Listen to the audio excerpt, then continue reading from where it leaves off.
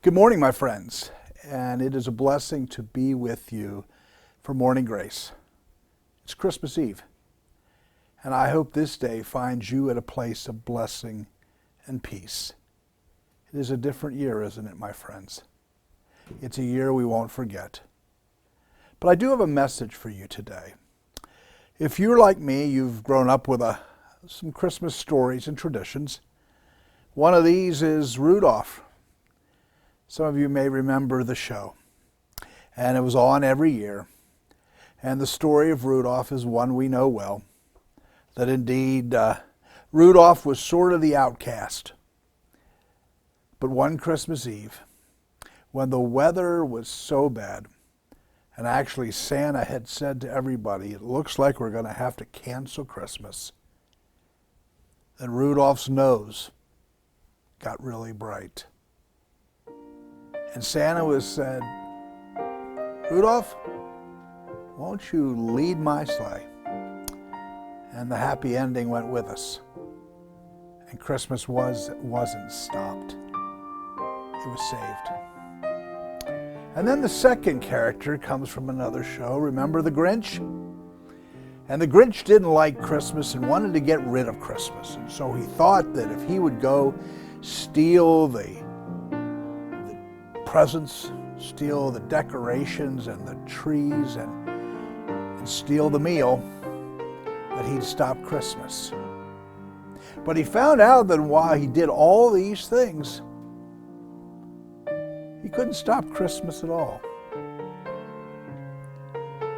And even in our tradition of faith, we have a story that's very similar. It's one with which many of you are familiar. In 1818, there was a church in Austria. And there was a young priest who had served for a year, Pastor Moore. And he had written a small set of words in 1816, but in 1818, there was a challenging circumstance. A flood had come through, and the water had ruined the organ, most likely had rotted the leather bellows of the organ, and so could not play that Christmas Eve.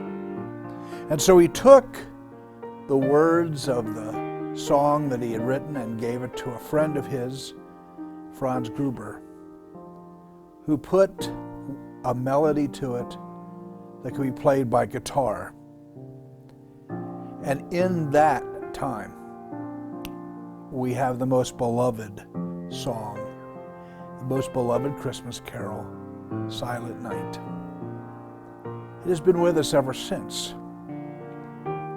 The blessing of Christmas, but also, again, a reminder